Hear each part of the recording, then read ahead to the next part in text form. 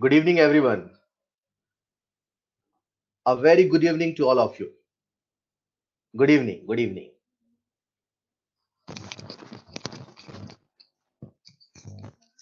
Good evening.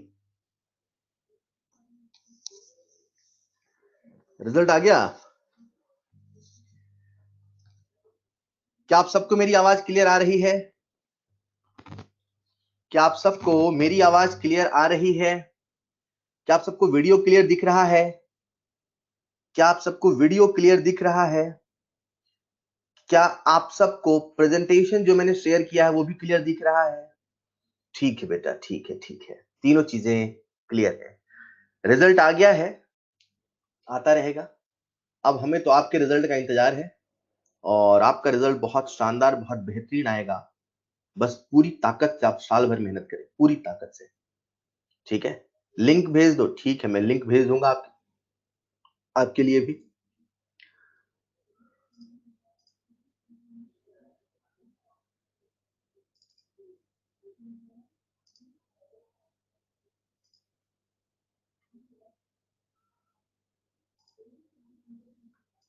मैंने आप सबसे एक लिंक शेयर की है, लास्ट में फिर से लिंक शेयर करूंगा। अभी जिनको नहीं मिलता है मैसेज, जिनको नहीं मिलता है उनके लिए है। ठीक है, चलिए आज की क्लास स्टार्ट करते हैं बिना टाइम वेस्ट किए हुए।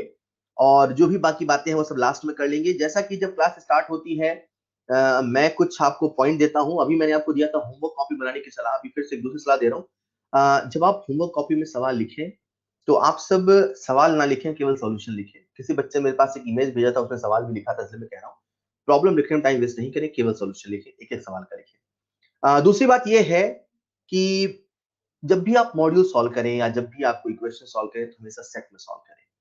आप लोग ऐसे सॉल्व करते हैं, एक सवाल सॉल्व किया फिर पीछे देखा आंसर आया नहीं आया, ऐसे नहीं। जब आप सॉल्व करें तो एक सेट बना के सॉल्व करें। 10 सवाल का सेट बना के सॉल्व करें, 20 सवाल का सेट बना के सॉल्व करें, 30 सवाल का सेट बना के सॉल्व करें। ठीक है, तो आप हमेशा सेट बना के सॉल्व करें और लास्ट में एक साथ आंसर देखेंगे। ठीक है, जब आंसर देखेंगे तो लास्ट में एक साथ आंसर देखेंगे और फिर अपनी गलतियों को समझेंगे। मैंने गलती कहाँ करी, जानते हुए भी क्यों गलती की, जब मैंने सॉल्व किया तो मेरा आंसर क्यों नहीं आया। In this way you can analyse your mistake from the first. ठीक है, तो धीरे धीरे ये सारी चीजें कम होती जाएंगी। लास्ट क्लास में हम लोग न्यूमेरिकल कर रहे थे, आज कुछ बहुत इंटरेस्टिंग, बहुत अच्छा सीखने वाले हैं। लेकिन उसके पहले जो वो न्यूमेरिकल का सिलसिला चालू था उसे खत्म करते हैं। कुछ और सवाल हैं, मुझे उम्मीद है आप सब सवाल को पूरी पूरी ताकत से करते हैं और ये कोशिश करते हैं कि सबसे पहले आप ही आंसर देंगे। होमवर्क का डिस्कशन मैं एक साथ करूंगा बेटा, क्योंकि इसमें डाउट जो है वो कुछ कुछ बच्चों के आएंगे, बहुत सारे बच्चे कर लेते हैं, एक साथ करेंगे।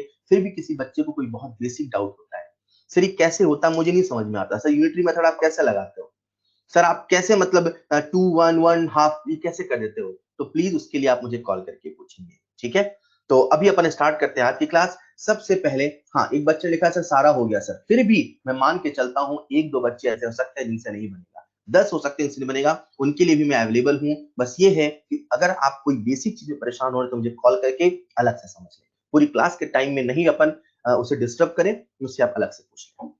ठीक है क्या? हाँ, डिस्कशन में एक साथ कर लूंगा, थोड़ा और होमवर्क हो जाए फिर करते हैं डिस्कशन। ठीक है क्या? तो हम लोग लास्ट क्लास में न्यूमेरिकल कर रहे थे और आज है अपना मूल कॉन्सेप्ट का लेक्चर नंबर 5। आप सबके सामने एक सवाल है, क्या ये सवाल हमने लास्ट क्लास में कर लिया था बेटा? क्या ये सवाल हमने लास्ट क्लास में कर लिया था? ये सवाल अपन ने लास्ट क्लास में कर लिया था। ऑल राइट, तो आप सबके सामने स्क्रीन पर है अगला सवाल। क्या ये सवाल भी कर लिया था? क्या ये सवाल भी अपन ने कर लिया था? No, fine. सो आप सबके सामने एक सवाल है और आज की क्लास स्टार्ट हो रही है। सभी का पूरा ध्यान चाहिए, पूरा फोकस चाहिए, कोई डिस्टरबेंस नहीं। आज हम कुछ बहुत इंटरेस्टिंग सीखने वाले हैं कुछ देर में। A gas mixture contains 3 liters of propane and butane. On complete combustion produces 10 liters of CO2. Then calculate initial composition of propane and butane in gaseous mixture. अपने को इनिशियल कंपोजिशन बताना है, शुरुआत में गैसेस का वॉल्यूम कितना था, कितनी कितनी गैसेस का वॉल्यूम था जिन्होंने कंबाइन कंबाइन होकर दिया है 10 लीटर ऑफ CO2। बिल्कुल सही, कई बच्चों के सही आंसर आ रहे हैं। दिव्यांशी आपका आंसर भी सही है, बस आप आंसर आपने परसेंट में दिया है, आप मुझे वॉल्यूम बताएं, लीटर बताएं। आपका आंसर भी सही है, बस आपने परसेंट में आंसर दिया है। कई सारे बच्चों की सही आंसर है। नम्रता बेटा आपका आंसर उल्टा है, चेक योर कैलकुलेशन। एग्जैक्टली, बिल्कुल सही दिव्यांशु बेटा। हितिका आपका भी आंसर सही है। कई सारे बच्चों ने सही, जो पूजा आपका एक आंसर सही है, पता नहीं आपने किसका आंसर दिया है, बट एक नंबर सही है।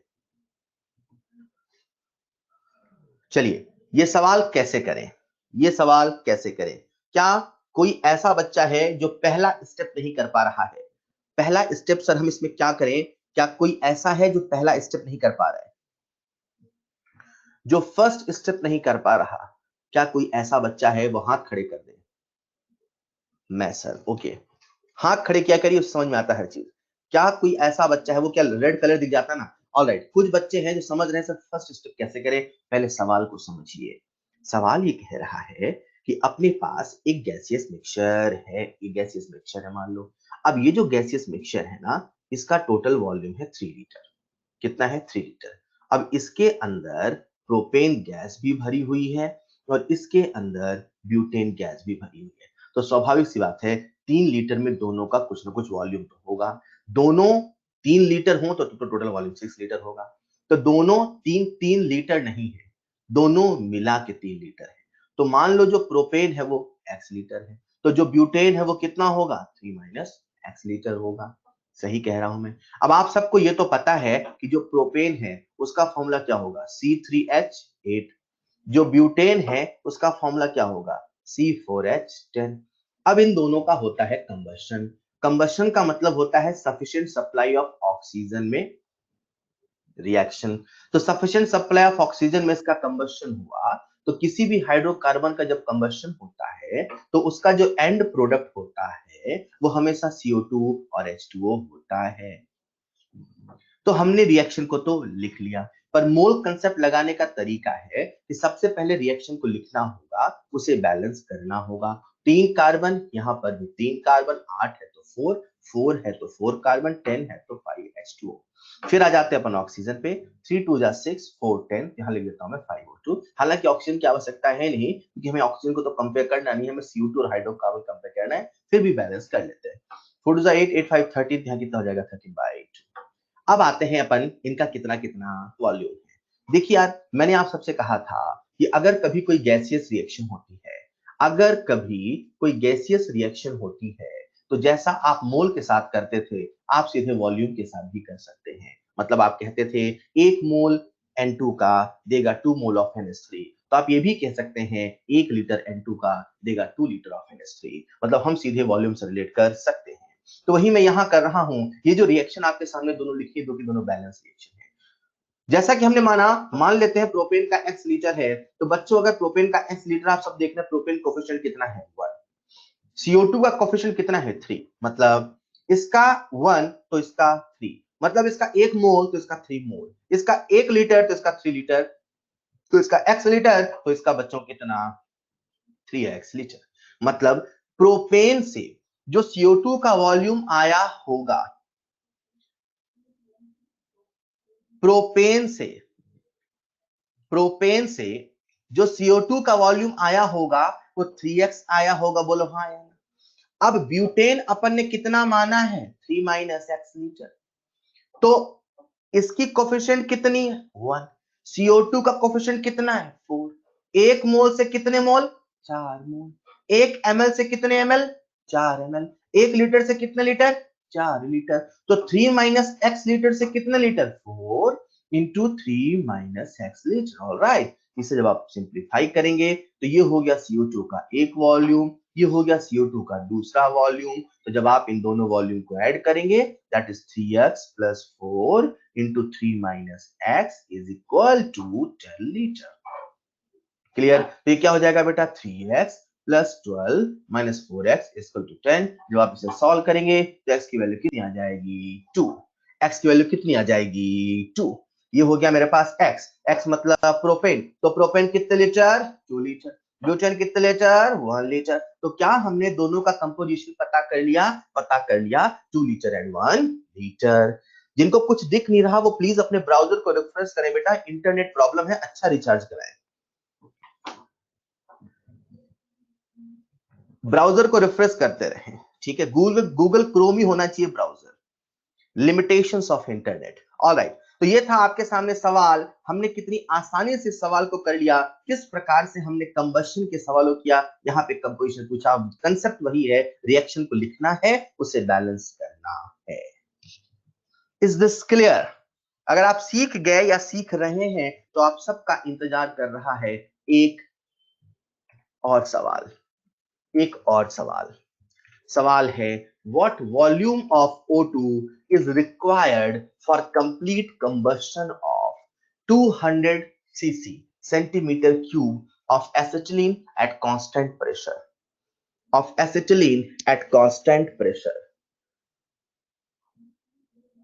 What volume of O2 is required for complete combustion of 200 centimeter cube of acetylene at constant pressure?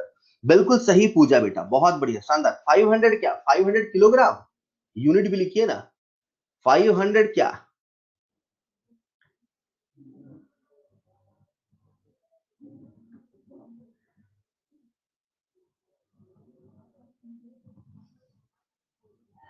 बिल्कुल सही जवाब, बेहद ही आसान सवाल। व्हाट वॉल्यूम ऑफ O2, अपने से O2 का वॉल्यूम पूछा है। 500 लीटर नहीं, लीटर आंसर नहीं है। And the correct answer is 500 millilitre और 500 सेंटीमीटर क्यूब। आप सब जानते हैं, नहीं जानते तो आज से जान लें। 1 centimetre cube is equal to 1 millilitre. 1 centimetre cube is equal to 1 millilitre. अपने से पूछा है what volume of O2 is required for the complete combustion of 200 cc of acetylene at constant pressure. आप में से बहुत सारे बच्चे ये सोच रहे होंगे साहब ये एसिटिलीन क्या होता है।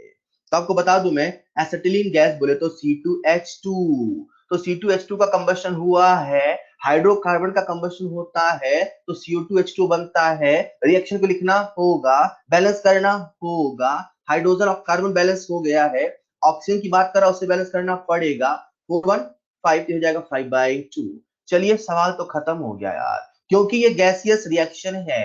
क्योंकि ये गैस, सुन रहे हो ना, क्योंकि ये गैसियस रिएक्शन है, तो जैसा हम मोल से रिलेट किया करते थे, सीधे वॉल्यूम से रिलेट कर सकते थे। हम कहा करते थे number of mole of C2H2 upon 1 equal to number of moles of O2 upon 5/2। तो हम ये भी कह सकते हैं volume of C2H2 upon 1 equal to volume of O2 upon 5/2 for gaseous reaction. तो यहां से हमारे पास वॉल्यूम ऑफ O2 आ जाएगा 5/2 into volume of acetylene and it comes out 5/2 into 200। Answer आ जाएगा कितना?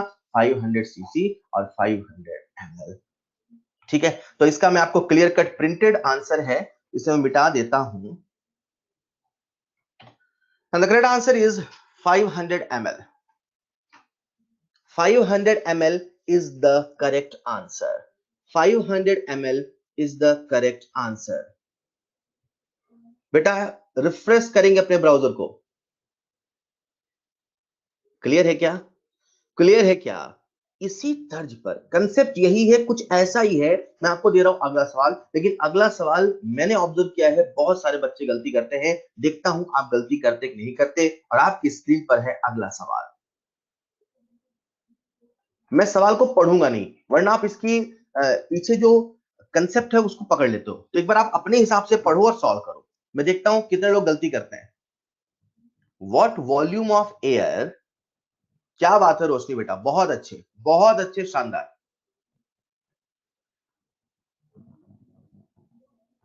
What volume of air is required for complete combustion of। Monika आपका answer गलत है।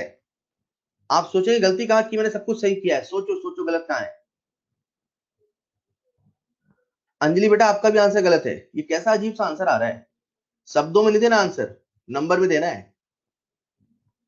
What volume of air is required for complete combustion of। Divyanshi आपका answer गलत है। मुस्कान बेटा आपका भी। गौरी बेटा कुछ भी आंसर नहीं देना है। 4 लीटर कहां से आ रहा है किसी का। What volume of air is required for complete combustion of 10 liter of C2H4 at constant pressure and constant temperature। जिन बच्चों का आंसर 30 आ रहा है, जिन बच्चों का answer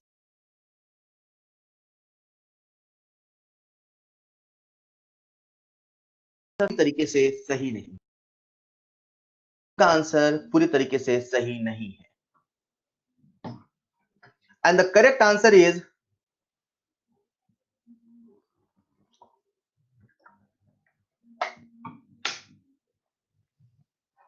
correct answer is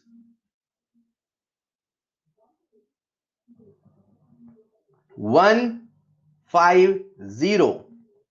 150 is the correct answer. आप कैसे सॉल्व करें? बहुत आसान है यार। सबसे पहले तो ये तो समझ गए कि कंप्लीट कंबशन हो रहा है, तो कंबशन रिएक्शन तो लिखना पड़ेगा, C2H4 प्लस O2 से बनेगा CO2 प्लस। सर ये लिखा तो सही हमने, बैलेंस करना पड़ेगा। सर ये बैलेंस किया तो सही हमने, बैलेंस भी कर लिया होगा आपने, रिएक्शन लिख भी लिया होगा आपने, लेकिन जो गलती कर रहे हो आप, मैं बता देता हूँ क्या। इन दोनों की बात कर रहा है तो आप लिखोगे volume of C2H4 upon 1 equal to volume of O2 upon 3। तो वॉल्यूम ऑफ O2 आप निकालते हो 3 into volume of C2H4 which comes out 3 into 10 equal to 30 litre. भैया ये ऑक्सीजन का वॉल्यूम है, सवाल अपने से ऑक्सीजन का वॉल्यूम नहीं पूछा, अपने से एयर का वॉल्यूम पूछा है। यहां पे आपको पता होना चाहिए फैक्ट, सवाल अपने से ऑक्सीजन का वॉल्यूम नहीं एयर का वॉल्यूम पूछा है, और अपने को पता होना चाहिए यहाँ पे एक फैक्ट, और फैक्ट ये होता है कि एयर में ऑक्सीजन ऑक्सीजन अप्रोक्सीमेटली 20% होता है। एयर में ऑक्सीजन अप्रोक्सीमेटली 20% होता है by volume. Oxygen is approximately 20% by volume. वैसे 21% चलता है, बट अपन ने मॉड्यूल में सवाल दिया, 20% मान के लिखा था, बता रहे हैं ऑक्सीजन 21%। ठीक है, तो अपन 21% मान के फिलहाल चलेंगे। ऑक्सीजन 20% बाय वॉल्यूम होता है। सर तो क्या? तो अब जब आप वॉल्यूम निकालेंगे वो 20% के हिसाब से निकालेंगे कुछ ऐसे। सबसे पहले रिएक्शन लिखा, बैलेंस किया, हमने ऑक्सीजन का वॉल्यूम निकाल लिया, this is the volume of O2। But सवाल हमसे O2 का वॉल्यूम नहीं पूछा है, हमसे एयर का वॉल्यूम पूछा है। We all know air contains 20% oxygen by volume. ठीक है, तो इसको अपन ऐसे बोल सकते हैं, अच्छा 20% ऑक्सीजन बाय वॉल्यूम मतलब 100 लीटर एयर में 20 लीटर ऑक्सीजन, तो 20 लीटर ऑक्सीजन 100 लीटर एयर में, तो 1 लीटर ऑक्सीजन 5 लीटर एयर में, तो 30 लीटर ऑक्सीजन 150 लीटर एयर में। And the correct answer is 150 litre. क्या किसी को इस सवाल में डाउट है? Raise your hand.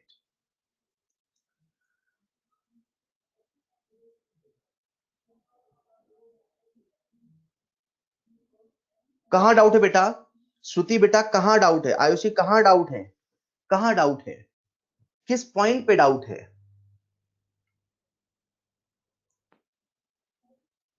डाउट कहां है यार? सबसे पहले रिएक्शन को लिखा, उसे बैलेंस किया, ऑक्सीजन का वॉल्यूम पता किया, आपके सामने प्रिंटेड सॉल्यूशन है, ऑक्सीजन के वॉल्यूम से एयर का वॉल्यूम निकाल लेंगे। डाउट कहां है बच्चे?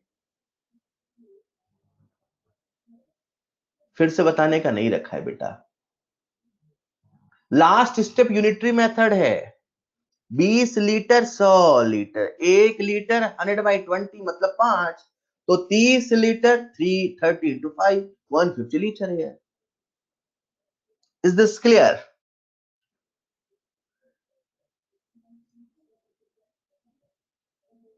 ऑल राइट, आप सीख रहे हैं तो आप सबके सामने है एक नया कंसेप्ट। चलिए बात करते हैं एक नए कंसेप्ट पे, और करते हैं एक नए तरीके का सवाल, और फिर सवालों को हम धीरे धीरे लेवल बढ़ाएंगे। चलिए यार, आपके सामने एक नया कंसेप्ट दिख रहा है, परसेंट यील्ड। ये परसेंट यील्ड है क्या? सब लोग सुनेंगे ध्यान से।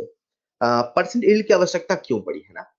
तो अपने समझते हैं कि एफिशिएंसी, एक वर्ड आपने सुना होगा एफिशिएंसी। ठीक है, जब हम इनपुट देते हैं और जितना इनपुट देते हैं उतना ही आउटपुट नहीं मिलता, जितना हम इनपुट देते हैं उतना ही आउटपुट नहीं मिलता, तो अपन कहते हैं भाई साहब इसकी जो एफिशिएंसी है वो 100% नहीं है। एफिशिएंसी, अगर हमने इनपुट दिया और जितना इनपुट दिया अगर उतना ही आउटपुट आ रहा है, जितना इनपुट दिया अगर उतना ही आउटपुट आ रहा है, तो अपन कहते हैं एफिशिएंसी है 100%। राइट? तो इसको मैं आपको एक एग्जांपल की मदद से समझाता हूं। मान लीजिए एक स्टूडेंट है, एक बच्चा है, उसने एक पेपर अटेम्प्ट किया और पेपर के टोटल मार्क्स थे 100 मार्क्स। कितने मार्क्स थे? 100 मार्क्स। उस बच्चे के 100 में से 100 नंबर का पेपर था, उस बच्चे ने 100 मार्क्स का पेपर अटेम्प्ट किया। और आप सब इस बात से भली भांति परिचित हैं कि हम जितना अटेम्प्ट करते हैं उतना ही नंबर नहीं आता, कभी कभी आता है। 90 मार्क्स का अटेम्प्ट किया, लेकिन उस बच्चे के जो ऑब्टेन्ड मार्क्स आए वो आए 80, वो आए 80।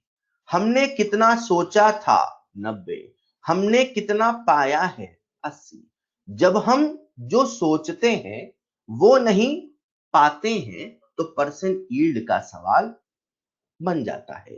परसेंट यील्ड का सिग्निफिकेंस कब है, नीड कब आती है, जरूरत कब पड़ती है, परसेंट यील्ड की आवश्यकता क्या है।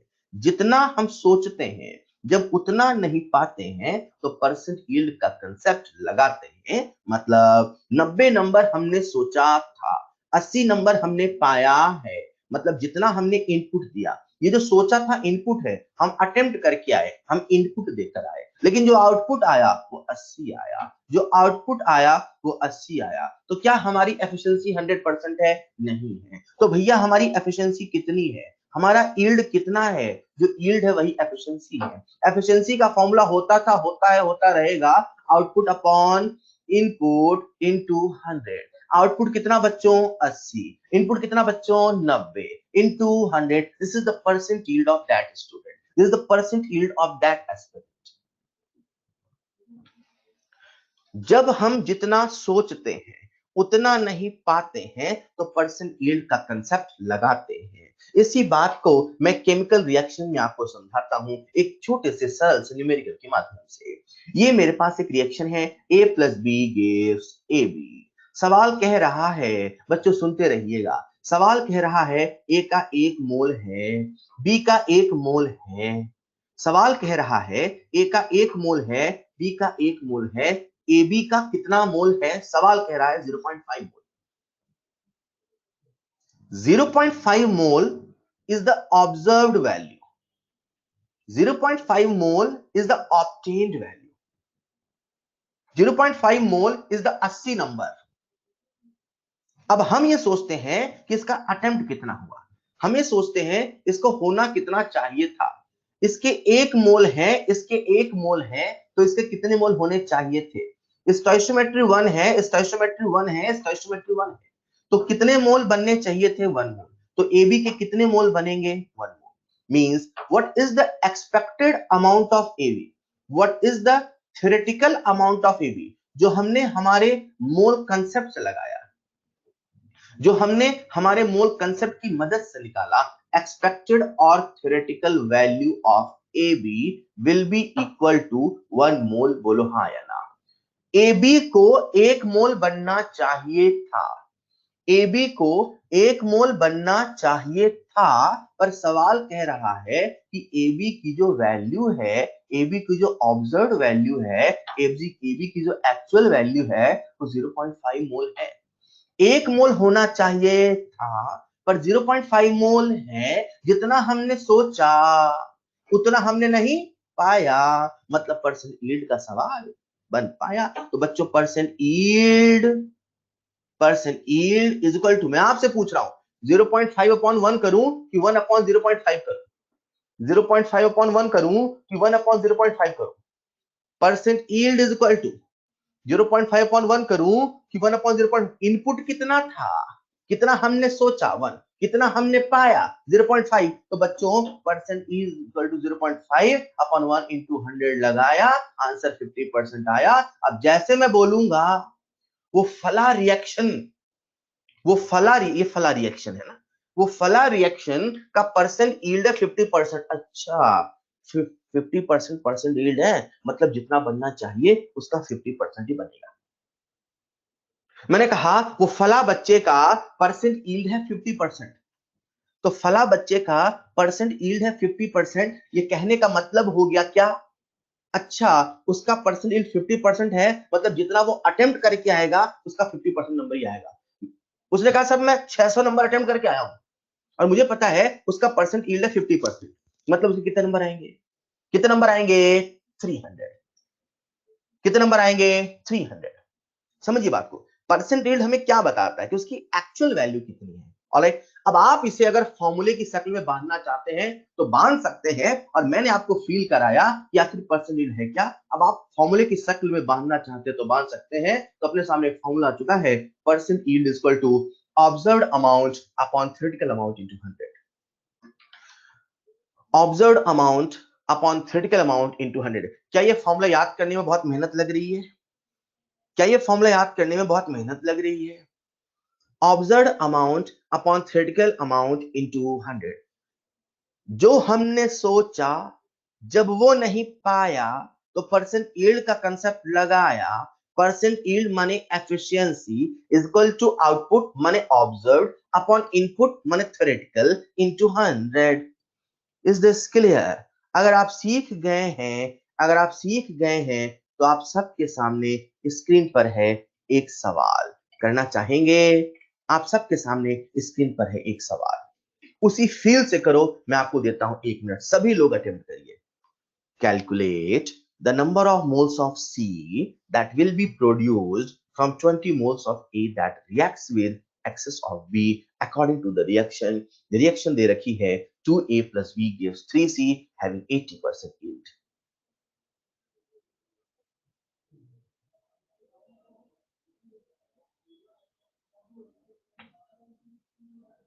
मोनिका बेटा ने सबसे पहले सही आंसर दिया है। Well done.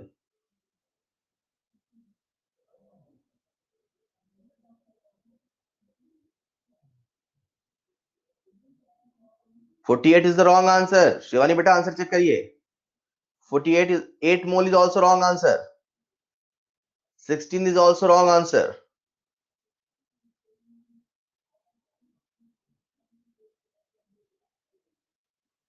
Calculate the number of moles of C that will be produced from 20 moles of A that reacts with excess of B according to the reaction.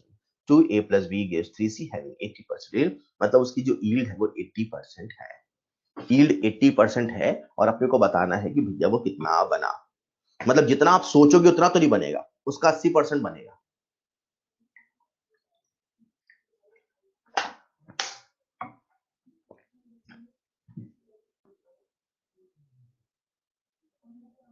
All right, मैं सवाल सॉल्व कर रहा हूं, आपको sufficient time दे दिया मैंने।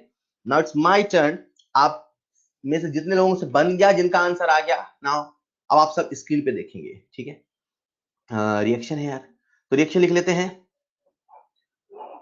2A plus B gives 3C. Okay, number of moles of C calculate करना है और A के मोल दे रखे हैं 20, तो A के मोल है 20, C के मोल निकाल लें।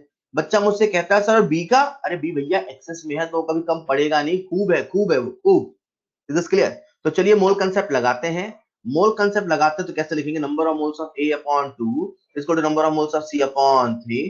यहां से अपने पास आएगा number of moles of C equal to 3/2 into number of moles से बोले तो 20, तो आ जाएगा 30 मोल्स। 30 मोल्स तो बनना चाहिए था, 30 मोल्स तो बनना चाहिए था। ये हमने सोचा है, ये हमने कंसेप्ट से निकाला है, ये थ्योरेटिकल वैल्यू है, ये हमने सोचा है, ये हमने न्यूमेरिकली सॉल्व किया है। This is the theoretical value. 30 मोल बनने चाहिए थे, पर क्या 30 मोल बनेंगे? नहीं बनेंगे सर। 600 नंबर आने चाहिए थे, 30 मोल बनने चाहिए थे, और उसकी एफिशिएंसी कितनी है? यील्ड कितना? 80%। मतलब 30 मोल का कितना बनेगा? 80%। चाहे फॉर्मूले से कर लो चाहे ऐसे कर लो। कैसे? क्योंकि परसेंट यील्ड है 80%, यानी कि जो सी का आउटपुट होगा वो 80% ऑफ 30 होगा।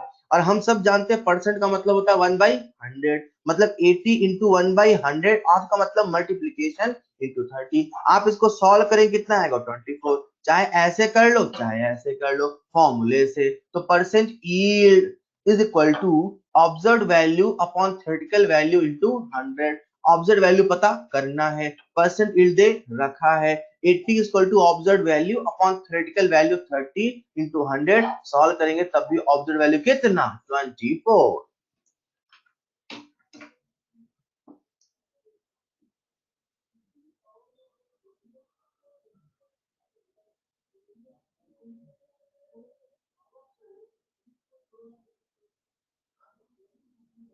किसी कोई doubt?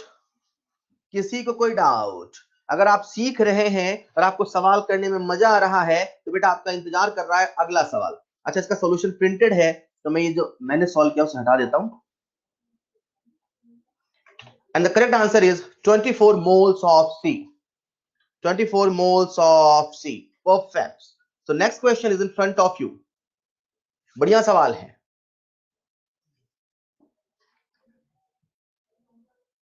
.8 gram of H2S reacts with excess of SO2 to produce 8.2 gram of sulfur. Then determine the percent yield of the reaction. Then determine the percent yield of the reaction. Reaction here 2H2S plus SO2 gives 3S plus 2H2O. Gives 3S plus 2H2O.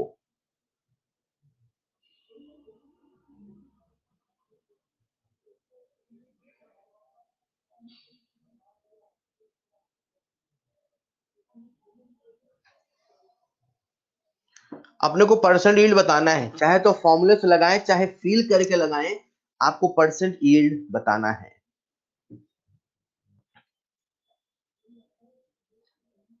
Reaction given है, balance है, check करो, मोल में convert करो, सोचो को क्या दिया है, सोचो क्या पूछा है, उसका फॉर्मूला लिखो, सोचो जो फॉर्मूला लिखा उसमें क्या पता नहीं है वो पता करने की कोशिश करो, आंसर निकालो।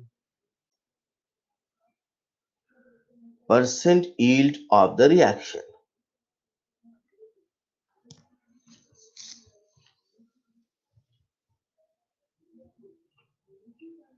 बिल्कुल सही जवाब है मोनिका, आज आप बिल्कुल आंसर पे आंसर दे रहे हैं, बिल्कुल सही हो। सबसे पहले क्या बात है, रिजल्ट के डर ने आपको बदल दिया। हाँ,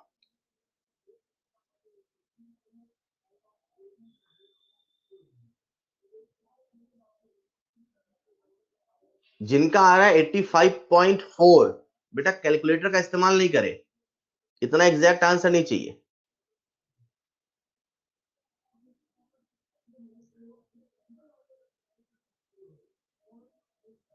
कैलकुलेटर का इस्तेमाल नहीं करे। ओके, वेल डन, आप बहुत अच्छा कर रहे हैं, आप बहुत अच्छा कर रहे हैं, फर्स्ट क्लास में। ऑलराइट, अपने से पूछा क्या है, percent yield of the reaction. ऐसे कितने लोग हैं जो ये नहीं समझ पा रहे हैं साहब करें तो करें क्या, करें तो करें क्या, करें तो करें क्या, रेज योर हैंड। ऐसे कितने लोग हैं जो ये नहीं समझ पा रहे साहब करें तो करें क्या। अरे सबसे पहले रिएक्शन लिखी है उसे बैलेंस कर लो, फिर सोचो हमसे पूछा क्या है, जो पूछा उसका फॉर्मूला लिख लो। देखो मैं आपकी लैंग्वेज में सोच रहा हूँ, मैं आपकी लैंग्वेज सोच रहा हूँ करना क्या है। यार सर ने कहा था परसेंट यील्ड है, तो मन में परसेंट यील्ड का फॉर्मूला तो आ ही जाएगा। सबसे पहले परसेंट यील्ड का फॉर्मूला आएगा कि नहीं आएगा मन में, अगर फील नहीं आया तो फॉर्मूला तो आया, observe value upon theoretical value into 100। हमसे पूछा क्या है, परसेंट, काश ये मिल जाए, ये मिल जाए, सो तो है ही सही, आंसर आ जाए, मजा आ जाए। यार अपने को पता कुछ है कि नहीं है, ये कुछ लिखा है, H2S और सल्फर की बात हो रही है। 6.8 gram of H2S reacts with excess of SO2 to produce 8.2 gram of sulphur. Sulphur का मुझे वेट दे रखा है, मतलब ये जो दे रखा है this is the actual value, this is the observed value, मतलब मुझे ऑब्जर्व्ड वैल्यू पता है, बस थ्योरेटिकल वैल्यू निकालना है। तो अब चलो थ्योरेटिकल वैल्यू निकालते हैं, तो चलिए देखते हैं कितना बनना चाहिए था। यार परसेंट यील्ड का सवाल है, तो एक चीज तो आप सेट कर लो, जितना बना है उससे कहीं ज्यादा बनना चाहिए था। थ्योरेटिकल और ऑब्जर्व्ड नहीं है, तभी परसेंट यील्ड की बात कर रहा है। 100% पूछने के लिए आपसे नहीं सॉल्व कराएगा, ठीक है। तो 2H2S प्लस SO2 से बना 3 sulphur plus 2H2O। Okay okay, अब ये अपन ने रिएक्शन तो लिख ली, अब हमें किसकी बात कर रहा है, H2S की, और किसकी बात कर रहा है, सल्फर की। तो H2S और सल्फर अपन लगाते हैं मोल कंसेप्ट, पर मोल कंसेप्ट को वेट में लगता नहीं, वो किस में लगता है, मोल में। तो number of moles of H2S upon 2 equal to number of moles of sulphur upon 3। तो यहां से आप सल्फर की मोल निकाल लेंगे, सल्फर की mole equal to 3/2 into number of moles of H2S। Number of mole का फॉर्मूला क्या होता है, weight in gram upon molecular weight. तो 32 प्लस 2 34, ये नंबर ऑफ मोल्स ऑफ किसके आ गए, सल्फर के। मुझे निकालना क्या है, वेट। तो वेट क्या, अरे समझ में आ रहा है क्या यार, 3/2 इंटू 6.8 अपॉन 34 इंटू 32, इसे आप सॉल्व करेंगे तो सल्फर का वेट आएगा अप्रोक्सीमेटली 9.6 ग्राम। इतना बनना चाहिए था, इतना बनना चाहिए था पर इतना बना है, यानी कि परसेंट यील्ड का सवाल है। परसेंट यील्ड का फॉर्मूला लगाइए, वैल्यू चिपकाइए, आंसर पाइए, खुशी के गीत गाइए।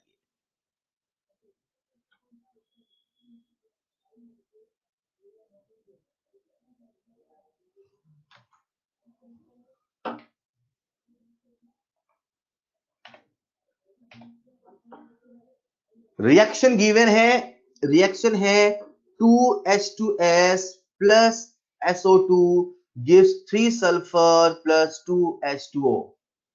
सबसे पहले रिएक्शन को लिखा, बैलेंस किया, सभी डाटा को मोल में कन्वर्ट किया। H2S के 6.8 ग्राम थे, तो मैंने लिख लिया number of moles of H2S equal to 6.8 upon 34 which comes out 0.2 mole. अब हम सल्फर की मोल निकाल लें, क्यों? क्योंकि वेट चाहिए। क्यों? क्योंकि जो दिया वो एक्चुअल है, हमें निकालना क्या है? Percent yield. हमें क्या चाहिए? Theoretical value. तो number of moles of H2S upon 2। Sir ये कैसे किया आपने? मोल कंसेप्ट से। याद है कि नहीं याद है? कैसे लिखते हैं? Number of moles upon stoichiometry equal to number of moles upon stoichiometry. किसके मोल निकाल लिया? सल्फर के। तो सल्फर के मोल आ गए 3/2 into 0.2, इट कम्स आउट 0.3 मोल। मोल आ गया तो वेट आ गया। वेट कितना? 32 into 0.3 इक्वल टू 9.6 ग्राम। ये जो 9.6 ग्राम है, ये सल्फर की थ्योरेटिकल वैल्यू है। ये सल्फर की थ्योरेटिकल वैल्यू है।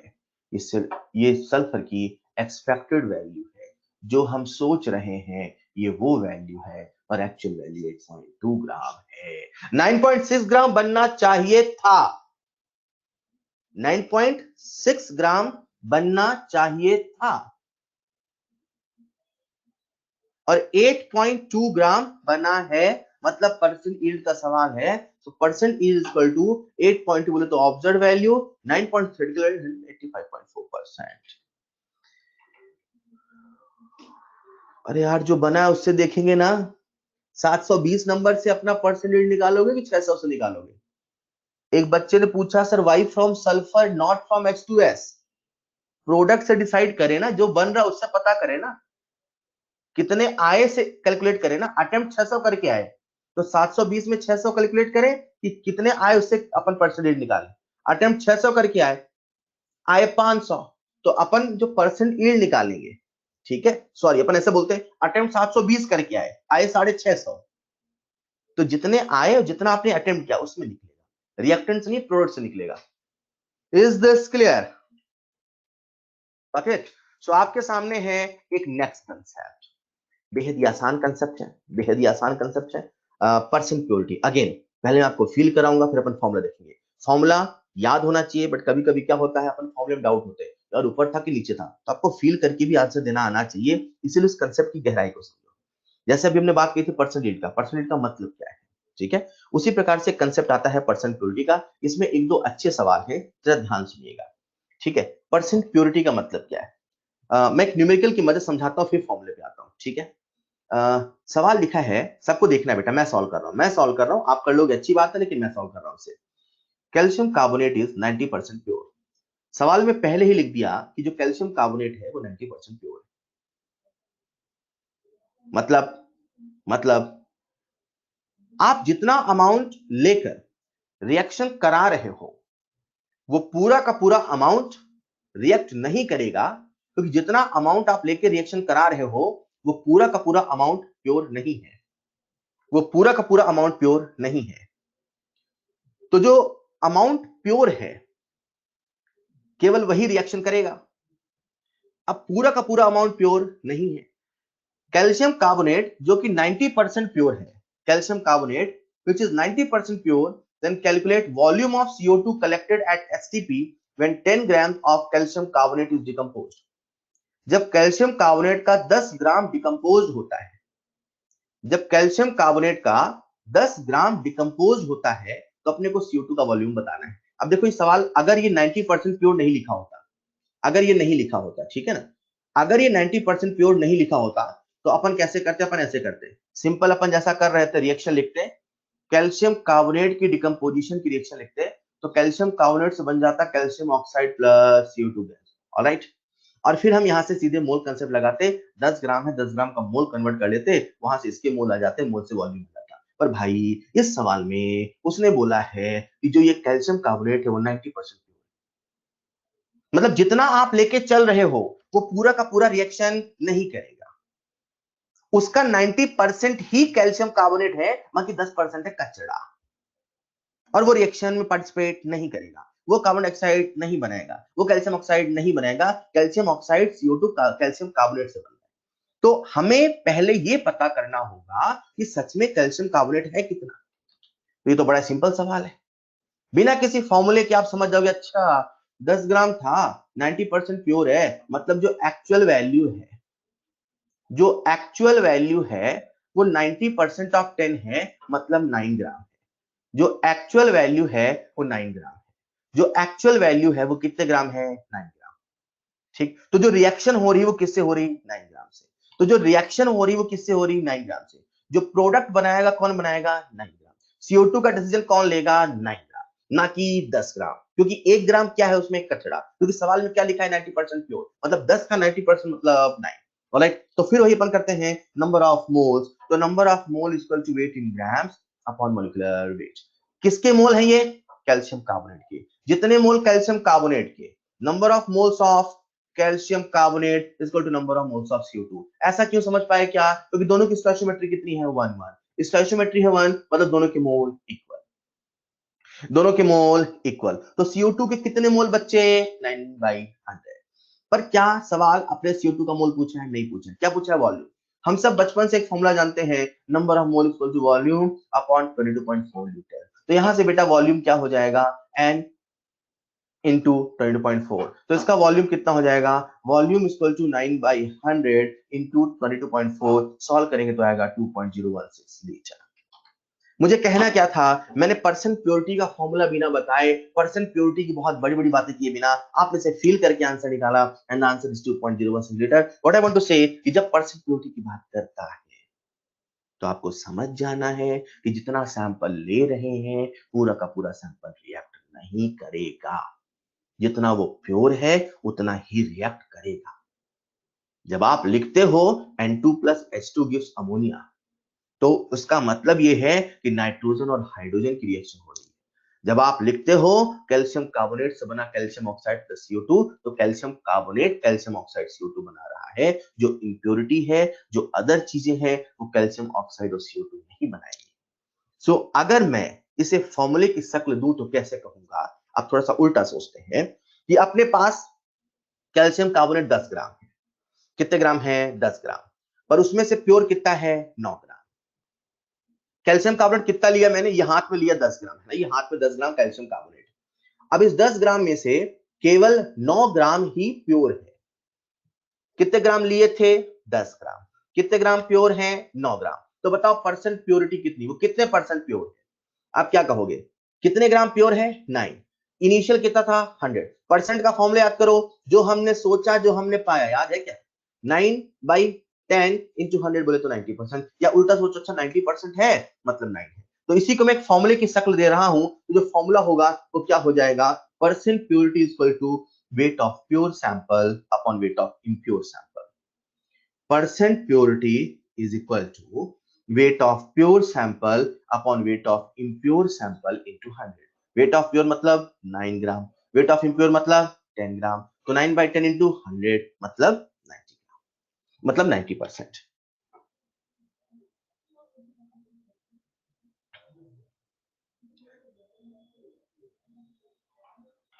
इसी चीज को हम और अच्छे ढंग से समझने के लिए कुछ एक न्यूमेरिकल और करते हैं। मुझे तो बस ये कहना था कि परसेंट यील्ड और परसेंट प्योरिटी, ये दो कंसेप्ट हैं, इनको आप बेसिक तरीके से फील करिए।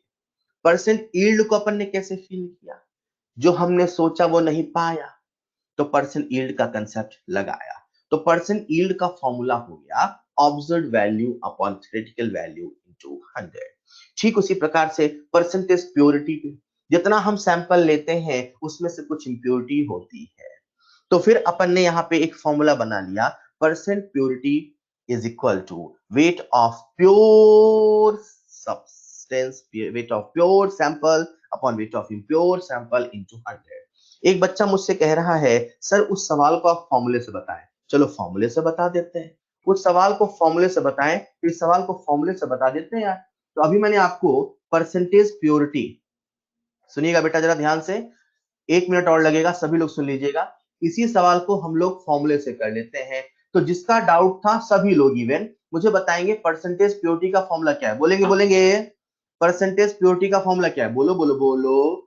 Percentage purity is equal to बोलो वेट ऑफ, बोलो pure sample upon weight of impure sample, impure sample into 100। Percentage purity कितना दिया है 90, 100 धर लिया और 90/100 क्या निकालना है, wait of pure sample, weight of pure sample. Impure कितना दिया हुआ है 10, तो यहां से कितना आ जाएगा weight of pure, weight of pure equal to 9 gram. ये बच्चे मुझसे वो पूछ रहे हैं जो इतना डरते हैं फील करने से, सर आप तो फॉर्मूले से बताओ, तो फील मत करो यार, इसके लिए मैं फॉर्मूला लगाऊं क्या, कैसी बातें कर रहा हूं। इतना डर उनके मन में बैठा है नंबर को फील करने के लिए, वो चाहते फॉर्मूले में आंसर पुट करो आंसर निकालो। ऐसा नहीं है यार, नंबर को फील करना पड़ेगा, तो न्यूमेरिकल का भी ट्विस्ट नहीं आएगा आपको, सब कुछ ऑब्वियस लगेगा। ऑलराइट, सो ये आ गया अपने पास वेट ऑफ प्योर सैंपल, पर सवाल हमसे वेट ऑफ प्योर थोड़ी पूछता, नंबर ऑफ मोल और वॉल्यूम पूछा था, तो फिर वही सारा किस्सा, number of mole equal to weight in grams upon molecular weight. ये किसके मोल है, कैल्शियम कार्बोनेट के, ये किसके बराबर होंगे, मोल ऑफ CO2। CO2 के मोल कितने 9/100। हमसे पूछा क्या है, वॉल्यूम। नंबर ऑफ मोल आ गया तो वॉल्यूम निकाल लोगे क्या, number of mole equal to volume upon 22.4, तो वॉल्यूम आ जाएगा यहां से number of mole into 22.4।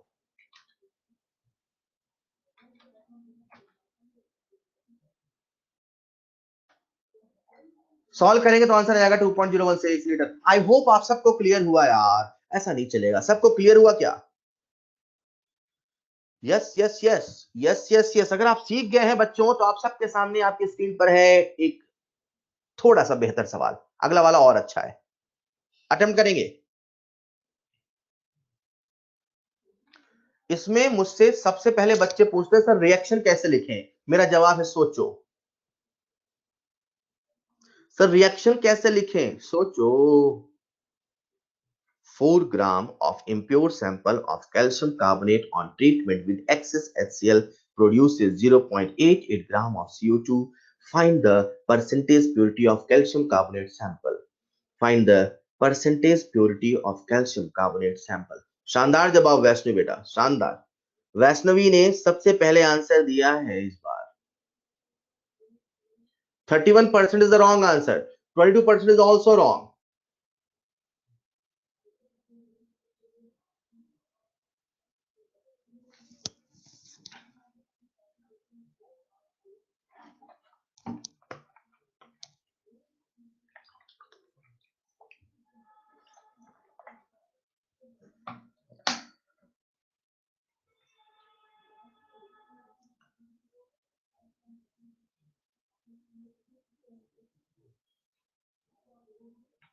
Monika बेटा आपका आंसर गलत है।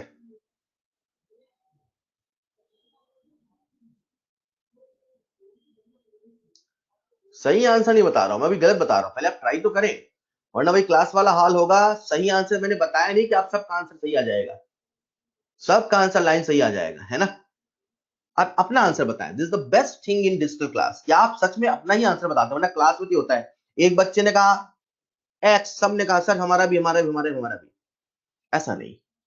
ऑल राइट, बहुत सारे बच्चों ने सही आंसर दिया लेकिन कुछ बच्चों ने गलत आंसर दिया, so I have to solve this question.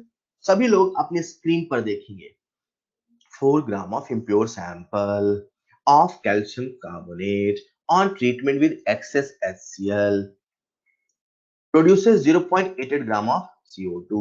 Find the percentage purity of calcium carbonate। मन में फॉर्मूला बैठा हुआ है, चलो पहले फॉर्मूला लिख लेते हैं यार, जो पूछा उसका फॉर्मूला लिख ले। Percentage purity is equal to weight of pure sample, weight of pure sample upon weight of impure sample, weight of impure sample into 100। यार परसेंटेज प्योरिटी पूछा है, प्योर सैंपल का वेट इम्प्योर सैंपल का weight मिल जाए मजा आ जाए। अपने को दिया क्या है, इम्प्योर दिया है, प्योर पता कर ले, मतलब कितने ने रिएक्शन किए पता कर ले, जैसा वो कैल्शियम कार्बोनेट वाला भी हम सोच रहे थे, था तो 10 पर रिएक्शन कितने ने करी 9 ग्राम में, तो प्योर कौन है 9 ग्राम की 10 ग्राम, 9 ग्राम। प्योर कौन है? 9 ग्राम की 10 ग्राम? 9 ग्राम। तो उसी प्रकार से यहां पता करो कि प्योर कौन है, मतलब पता करो कि भाई रिएक्शन में कैल्शियम कार्बोनेट कितना था, कितने कैल्शियम कार्बोनेट ने पार्टिसिपेट किया। समझ रहे हो क्या? तो चलो रिएक्शन लिख ले। कैल्शियम कार्बोनेट का डिकम्पोजिशन होगा तो बनेगा calcium oxide plus CO2 gas. Now, all we have to do is we have to calculate the actual amount of calcium carbonate reacted. आपने को किसका वेट दिया है? CO2 का। तो क्या निकाल ले? मोल। मोल तो सबसे पहले निकालना है यार, यही तो मोल में है ताकत। मोल सबसे पहले निकालो। तो number of mole equal to weight in grams upon molecular weight. समझ रहे हो क्या? तो CO2 का मोल आ जाएगा, कैल्शियम कार्बोनेट का मोल आ जाएगा। ये वो मोल होगा जो रिएक्ट करेगा,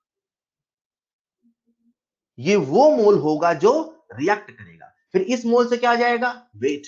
और वो जो वेट आएगा वो कौन सा वेट होगा? प्योर सैंपल का।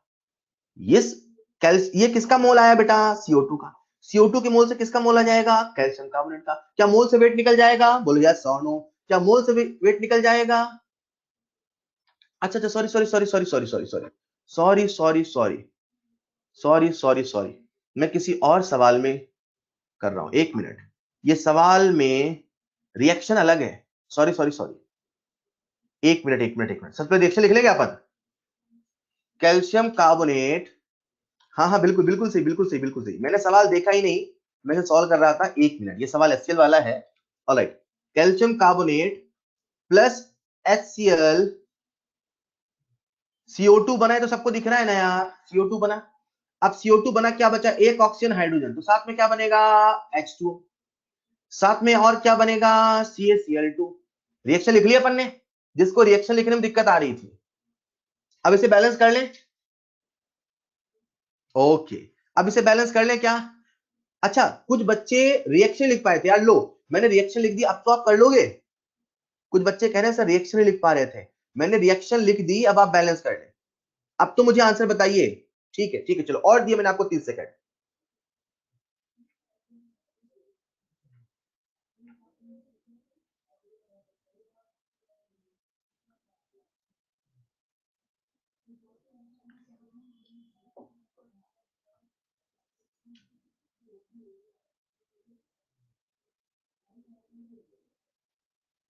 आंसर नहीं बताया जाएगा, आप अपने आंसर पे विश्वास रखें कि जो मैंने लिखा है, जो मैंने सोचा है, जो मैंने कंसेप्ट लगाया वो सही है। अपने आंसर को तोड़ मड़ोड़ के सोच लो, नहीं यार यही होना चाहिए। वेल, रिएक्शन आपके सामने लिख दिए मैंने। अब रिएक्शन को बैलेंस करें, वही जो कंसेप्ट आपको बता रहा था, थोड़ा सा रिएक्शन के फॉर्म में। तो ये आपके सामने लिखिए reaction, calcium carbonate plus 2HCl से बना CaCl2 plus H2 plus CO2। सबसे पहले हम लोग क्या करते हैं कि ये CO2 का मोल निकाल लें। तो CO2 के मोल आ गए, number of moles of CO2 आ गए 2 इंटू 10⁻²। अब CO2 के मोल से हम लोग निकालेंगे कैल्शियम कार्बोनेट का मोल। तो लगा देते हैं मोल कंसेप्ट। क्या लगाएं यार? वैलेंसी है, सीधे बोल दो ना, जितने CO2 के मोल उतने कैल्शियम कार्बोनेट के मोल। स्टोइचियोमेट्रिक कोएफिशिएंट 1 है, यानी कि जितने CO2 के मोल उतने ही कैल्शियम कार्बोनेट के मोल। कैल्शियम कार्बोनेट के कितने मोल होंगे? 2 इंटू 10⁻²। कैल्शियम कार्बोनेट के कितने मोल होंगे? 2 इंटू 10⁻²। मोल आ गया तो क्या वेट आ जाएगा? आ जाएगा। 2 इंटू 10⁻² इंटू 10⁻², कितने ग्राम आ गया? 2 ग्राम। मतलब ये वो वेट है जिसने रिएक्शन में पार्टिसिपेट किया, ये वो वेट है जिसने रिएक्शन पार्टिसिपेट किया। तो this is the reacted weight. Reacted weight आ गया 2 ग्राम। इंप्योर कितना है? 4 ग्राम। तो 2/4 इंटू 100 कितना परसेंट आ गया? 50%। And the correct answer is 50%। Correct answer is 50%। Is this clear? आप सब अगर सीख गए हैं तो आप सबके सामने स्क्रीन पर है अगला सवाल। अगला सवाल देखते हैं कौन सही जवाब देता है। बढ़िया सवाल है। Next problem is good one. आप सबके सामने स्क्रीन पर है अगला सवाल।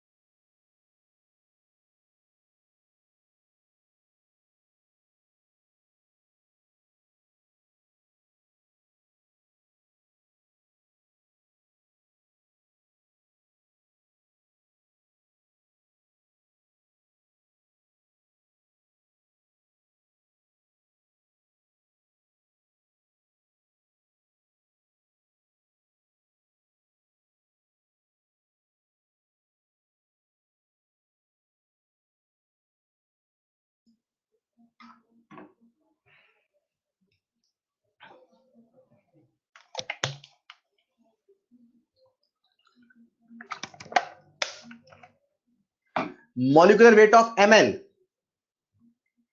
Mn का मॉलिक्यूलर वेट लीजिए 55,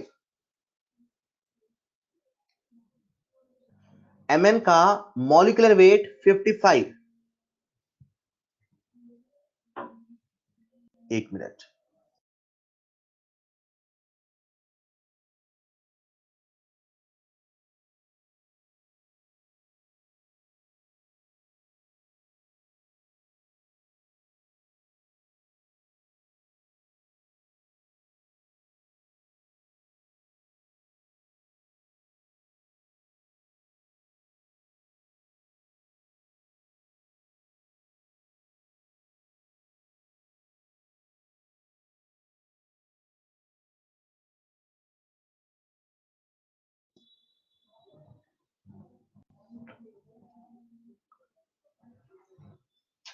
हाँ, ऐसा कौन है जिसको ये नहीं समझ में आ रहा इस सवाल में करे तो करे क्या, इस सवाल में करे तो करे क्या, ऐसा कौन है जिसको ये नहीं समझ में आ रहा है इस सवाल में करे तो करे क्या? Raise your hand. स्टार्ट कहां से करें सर, ये बता दो आप, तो स्टार्ट कहां से करें? अरे बेटा यार देखो कितना आसान है, ये तो समझ में आ गया ना कि परसेंट प्योरिटी पूछा है, ये वही वही तो सवाल हुआ पहले वाला, एग्जैक्टली पहले वाला सवाल है। यहाँ 4 लिखा है, यहाँ 17.4 लिखा है, यहाँ रिएक्शन ये वाली है, ये वाली रिएक्शन है, और वहां रिएक्शन ये वाली है। कहां सवाल में कोई दम है? वहां 0.88 ग्राम है, यहाँ 6.72, एग्जैक्टली डिक्टो वही सवाल है यार, कितना आसान है। हाँ, एक नया आ गया Mn का मॉलिक्यूलर वेट। तो सवाल सॉल्व करें क्या? आपने सामने रिएक्शन दी हुई है और आपने पूछा है परसेंटेज प्योरिटी, तो चलो CO2 का अपन पहले एग्जैक्ट वेट निकाल लेते हैं। तो CO2 के मोल निकाल ले, मोल से MnO2 के मोल आ जाएगा, MnO2 का मोल आएगा तो उसका वेट आ जाएगा, वेट आएगा। कहां सवाल में पूछे, इसका आंसर तो बनता था यार, आप सबका आंसर आना चाहिए था इसका। नहीं नहीं नहीं, आप सवाल बड़ा देख के डर गए, आप सवाल बड़ा देख के डर गए, या तो आप कैलकुलेट नहीं करना चाहते कौन सॉल्व करे, सर आप ही दे दो सॉल्यूशन, ऐसा नहीं। The correct answer is 75%। नहीं, जो बच्चे सॉल्व नहीं किए, बहुत सारे बच्चों ने मुझे आंसर देखा, लाइन से लिखा हुआ है आंसर, ऐसा नहीं कह रहा हूं, जिन नो सॉल्व नहीं कर उनसे कह रहा हूं, अब वो करना पड़ेगा यार, करना पड़ेगा। फ्रॉम फर्स्ट डे आपकी प्रिपरेशन स्टार्ट होती है, फ्रॉम फर्स्ट डे, ठीक है। So the correct answer is 75%। देखिए कैसे कर रहे हैं, वही जो मैंने कहा, सबसे पहले CO2 के मोल निकालें, तो number of mole of CO2, अब कैसे निकाले, वेट वाला फॉर्मूला कि वॉल्यूम वाला फॉर्मूला? वॉल्यूम वाला, 6.72 अपॉन 22.4 ये आ गया अपने पास CO2 के मोल। CO2 के मोल से अपन किसके मोल निकाल ले, MnO2 के मोल। तो MnO2 के मोल कितने, 0.3 इंटू, हाँ कितना आ गया, 0.15, ये आ गया MnO2 का मोल। अब इस मोल से अपन क्या निकाल रहे हैं, वेट। सर ये वेट क्यों निकाल रहे हो आप यार, जो दिया है वो अगर पूरा का पूरा प्योर है या इम्प्योर है, ये पता करने के लिए आपको थ्योरेटिकल वैल्यू निकालनी पड़ेगी। मतलब जो मैंने सबसे पहला सवाल लिया, ठीक है, ये 4 ग्राम वाला, अब 4 ग्राम में जो हमने ये कैल्शियम कार्बोनेट का वेट निकाला 2 ग्राम, अगर ये 4 ग्राम ही आ जाता तो हम क्या कहते, सर जितना लिया था उतना ही रिएक्ट कर रहा है, यानी कि पूरा का पूरा प्योर है। अब मुझे पता कैसे चले कि रिएक्ट कितना कर रहा है, तो 70.4 लिया था, अब पता तो कर ले कि 17.4 ही रिएक्ट कर रहा है, कुछ और रिएक्ट कर रहा है, ठीक है। तो जितना रिएक्ट कर रहा वही तो प्योर प्योर अमाउंट है। कितना रिएक्ट कर रहा है, ये मोल कंसेप्ट से लगाओ कि इसके इतने मोल को इतना मोल, मोल से वेट मतलब इतना वेट रिएक्ट कर रहा है। क्लियर है क्या? तो अपन ने निकाल लिया percentage purity equal to weight of pure sample. ये जो वेट है ना, this is the weight of pure sample, this is the weight of pure sample upon theoretical value upon weight of pure sample 17.4। इसे solve करेंगे तो answer आएगा 75%, answer आएगा 70.5। बोलिए सौम्य बेटा क्या डाउट है, डाउट बोलिए, लिखिए लिखिए डाउट लिखिए, क्या डाउट है, डाउट लिखिए, जिन बच्चों का डाउट है वो डाउट लिखें। एक ही तरह का सवाल किया, डाउट क्या है? Number of moles of MnO2 कैसे निकालें, number of moles of MnO2 कैसे निकालें, किसके बारे में बात हो रही है, CO2 की, किसका निकालना है, MnO2 का। तो यार अभी तो मैंने आपको मोल कैसे बताया था, number of moles of MnO2 upon 1 बराबर number of mole of CO2 upon 2, किसका मोल निकालना है, MnO2 का। तो number of moles of MnO2 बराबर number of moles of CO2, कितने मोल है 0.3/2 मोल आ गया, वेट निकल जाएगा, weight equal to number of mole into molecular weight. ये 87 क्या है molecular weight, molecular weight of MnO2 equal to 87। कैसे पता चलेगा कि इंप्योर कौन है, जो ये सैंपल दे रखा है, क्योंकि परसेंट प्योरिटी पूछ रहा है, तो पहले समझो परसेंट प्योरिटी पूछ रहा मतलब जितना हम लेके चल रहे हैं सारा का सारा प्योर नहीं है, मतलब इसमें कुछ इंप्योरिटी है, सारा इंप्योर भी नहीं है। सारा इंप्योर होता तो फिर CO2 कहां से बनता, जब सारा का सारा कचरा होता CO2 कहां से बनता, कुछ MnO2 है ना, तो कितना MnO2 है वही तो पता करना है। तो कैसे पता करें, रिएक्शन से।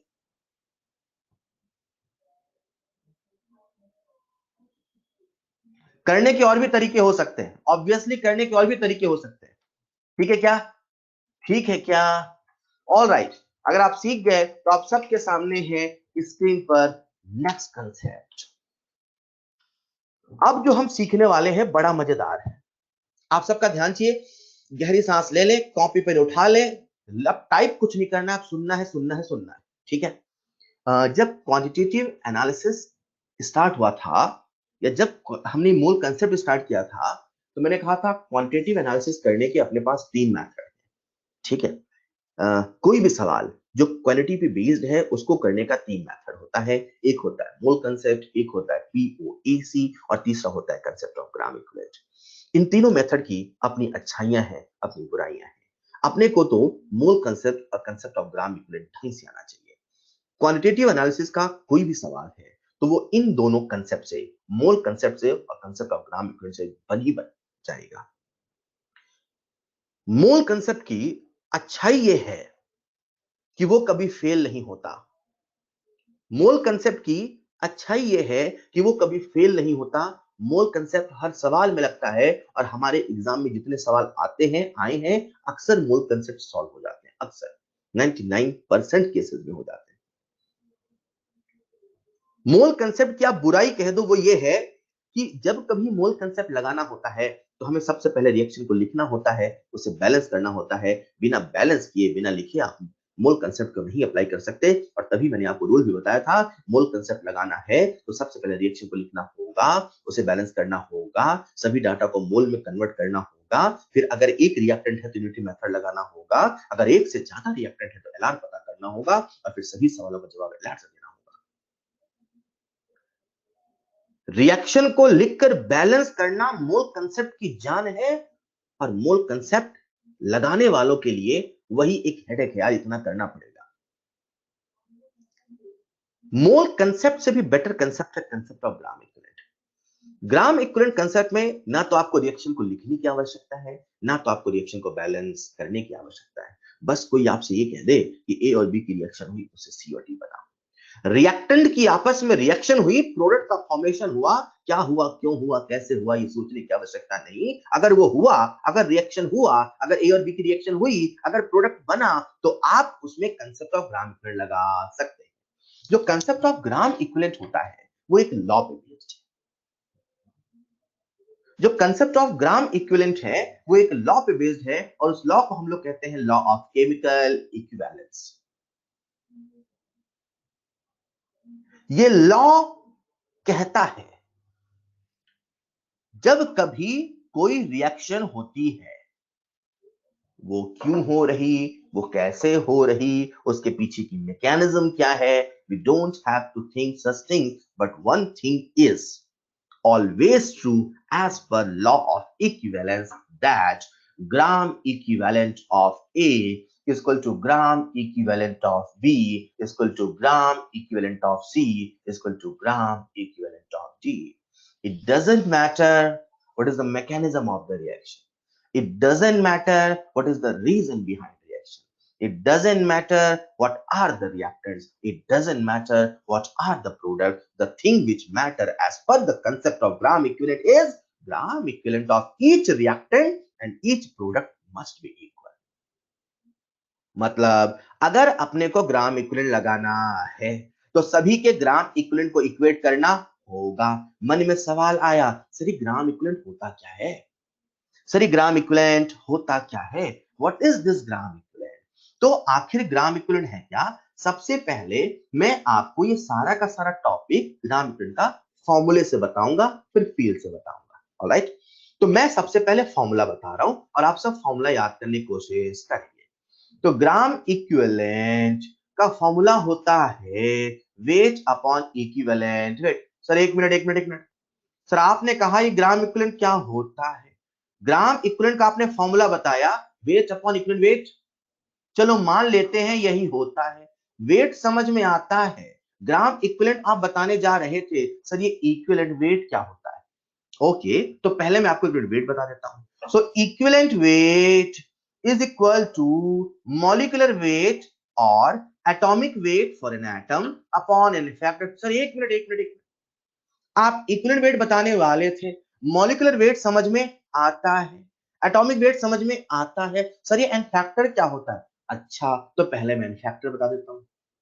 ओके, ग्राम इक्विवेलेंट को समझना है तो इक्विवेलेंट वेट को समझना होगा, इक्विवेलेंट वेट को समझना होगा तो पहले एन फैक्टर को समझना होगा। तो चलिए मैं आपको बताता हूं आखिर एन फैक्टर होता क्या है। तो पहले अपन एन फैक्टर की बात कर लेते हैं। एन फैक्टर जिसे हम लोग कहते हैं वैलेंसी फैक्टर, एन फैक्टर जिसे हम लोग कहते हैं वैलेंसी फैक्टर, ये जो एन फैक्टर होता है उसका कैलकुलेशन अलग अलग केस में अलग अलग तरीके से होता है। नॉन रेडॉक्स के लिए अलग कैलकुलेशन है, अलग केस है, अलग रूल है, और रेडॉक्स के लिए अलग कैलकुलेशन अलग रूल है। मतलब जब आप ये दोनों टॉपिक पूरा पढ़ोगे तब एन फैक्टर की सारी कहानी को जानोगे, क्योंकि अभी हम रेडॉक्स नहीं पढ़ रहे हैं तो मैं आपको केवल नॉन रेडॉक्स के बारे में बताऊंगा। एन फैक्टर की आधी कहानी जितनी हमारी यहां जरूरत है वही सुनाऊंगा। Is this clear? ऑलराइट, तो अपने को एन फैक्टर समझना है ताकि इक्विवेलेंट वेट को समझ ले, ताकि ग्राम इक्विवेलेंट को समझ ले।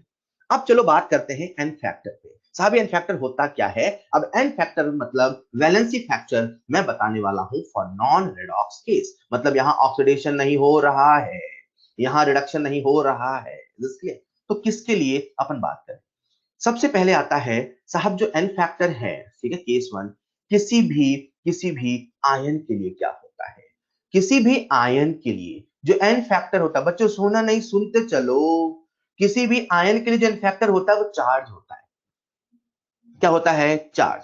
फॉर एग्जाम्पल मैंने आपसे पूछा Na प्लस का एन फैक्टर कितना, क्या बोलोगे? 1। मैंने आपसे पूछा बैरियम 2 प्लस का एन फैक्टर कितना, क्या बोलोगे? 2। मैंने आपसे पूछा Al3 प्लस का एन फैक्टर कितना, क्या बोलोगे? 3। मैंने आपसे पूछा FeCN होल 6 3 माइनस का एन फैक्टर कितना, क्या बोलोगे? 3। किसी भी आयन का एन फैक्टर उसका चार्ज होता है। अब दुनिया में केवल आयन तो नहीं होता, नहीं होता, कभी कभी एसिड होता है। किसी भी एसिड का जो एन फैक्टर है वो उसका maximum maximum number of replaceable maximum number of replaceable H plus ion होता है। मैक्सिमम कितने H प्लस आयन रिप्लेस हो सकते हैं या किसी रिएक्शन में हो रहे हैं? मतलब मैंने आपसे पूछा H2SO4 और इसी को ही maximum number of replaceable H plus ion को अपन बोलते हैं बेसिसिटी। क्या बोलते हैं? बेसिसिटी। तो किसी एसिड का एन फैक्टर क्या होता है? बेसिसिटी। जो कि क्या होता है? Maximum number of replaceable H plus ion. जरा सुनना ध्यान से बच्चों और जवाब भी देना होगा आपको। H2SO4 में मैक्सिमम कितने H प्लस आयन रिप्लेस हो सकते हैं? H2SO4 में मैक्सिमम कितने H प्लस आयन रिप्लेस हो सकते हैं? 2। पर अगर रिएक्शन लिख के दे दूं और वहां एक ही H प्लस आयन रिप्लेस हो रहा तो उसका एन फैक्टर 1 होगा। अगर कुछ न लिखा हुआ है, कुछ न बोला हुआ है तो एन फैक्टर 2 होगा। बट अगर मैं रिएक्शन लिख के दे दूं, मैं ऐसे लिखूं H2SO4 और एक H प्लस रिमूव हो रहा है, HSO4 माइनस कोई सॉल्ट बन रहा है, मैं पूछूं बताओ अब एन फैक्टर कितना, आप क्या बोलेंगे? 1। हेलो, क्या बोलेंगे? 1। पर अगर कुछ न लिखा हुआ है, कुछ न बोला हुआ है तो आप simply maximum number of replaceable H plus ion count करेंगे। ठीक उसी प्रकार से मुझे बताओ HCl का एन फैक्टर कितना? 1। बताओ HNO3 का एन फैक्टर कितना? 1। बताओ H3PO4 का एन फैक्टर कितना? H3PO4 का एन फैक्टर कितना? 3।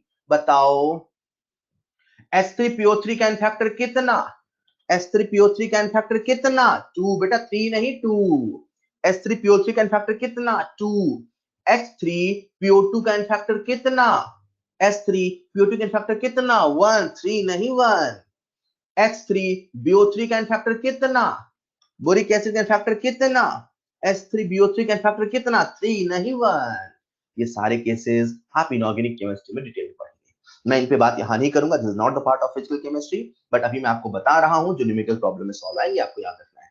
इसका पूरा किस्सा आप पढ़ेंगे इनऑर्गेनिक केमिस्ट्री में, आखिर ऐसा क्यों होता है, क्यों जितने हाइड्रोजन दिख रहे होते रिप्लेस नहीं होते, all everything in inorganic chemistry. Alright, तो हमने कहा साहब ठीक है, एसिड का बेसिसिटी ऐसे ऐसे होता है, आपको याद रखना है H3PO4, H3PO3, इसे आप ट्रिक से याद कर सकते हो, जितने ऑक्सीजन हो उससे कम। कितने ऑक्सीजन? 4, 3। कितने ऑक्सीजन? 3, 2। कितने oxygen? 2, 1। This is clear phosphorus के लिए। ठीक है क्या? ठीक है क्या बच्चे? हाँ, H3BO3 का मैं बता दूं क्या? सब पढ़ोगे यार आके, चलो बता ही देता हूं। H3BO3 का इनफैक्टर 1 क्यों होता है? एक्चुअली ऐसा होता है, ये बोरॉन है, ये है OH, ये है OH, ये है OH, है ना? तो इसमें होता है वैकेंट पी ऑर्बिटल। तो ये H प्लस देने की बजाय OH माइनस आयन एक्सेप्ट करता है और यहाँ पे बनता है BOH होल 4 माइनस, और इसी वजह से इसका इनफैक्टर 1 होता है, not because of replaceable H plus ion but because OH minus ion को एक्सेप्ट करता है। ठीक है क्या? Is this clear? ये तो हो गया एसिड का। ठीक उसी प्रकार से आता है अपने पास बेस। बच्चों सुनो सुनो, बहुत काम की बात आने वाली है, मैं क्लास 5 में एक्सटेंड करूंगा। बेस का इनफैक्टर क्या होता है? बेस का इनफैक्टर होता है एसिडिटी। किसी भी बेस का maximum number of replaceable hydroxide ion, maximum number of replaceable, maximum number of replaceable hydroxide ion. बोले तो NaOH का इनफैक्टर आप सब बोलेंगे 1। कैल्शियम हाइड्रोक्साइड का इनफैक्टर आप सब बोलेंगे, जोर से बोलो, जहां बैठे हो जोर से बोलो, कितना? 2। 2। AlOH होल थ्राइस का इनफैक्टर कितना बच्चों? 3। ठीक उसी प्रकार से किसी भी सॉल्ट का इनफैक्टर, किसी भी सॉल्ट का इनफैक्टर, जो सॉल्ट का इनफैक्टर होता है वो होता है total positive charge. Total positive charge excluding water. अगर किसी हाइड्रेट में वाटर है तो वाटर को काउंट नहीं करना है। Total positive charge, total positive charge is n factor of salt. एक मिनट एक मिनट एक मिनट, अपन क्या पढ़ रहे हैं? N factor. ठीक, इस एन फैक्टर का रूल है, ये है, याद कर लेंगे, आधी कहानी रिडॉक्स में आएगी तो वहां ढंग से आपको सारा किस्सा समझ में आ जाएगा।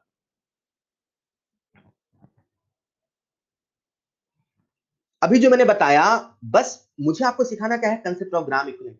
अब ग्राम इक्विवेलेंट क्या आता है? इक्विवेलेंट वेट, और इक्विवेलेंट वेट निकालने का फॉर्मूला क्या है? Molecular weight upon n factor. तो एन फैक्टर मैंने आपको बताया, एन फैक्टर ये होता है, ये आपको याद करना पड़ेगा, ये आपको दिमाग में रखना पड़ेगा, दीज आर द रूल्स। ठीक है, और एन फैक्टर क्यों बताया?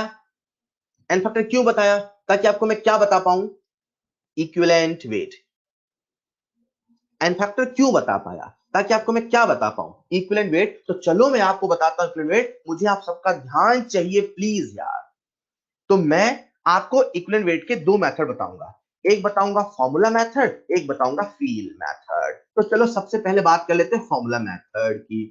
इक्विवेलेंट वेट होता क्या है?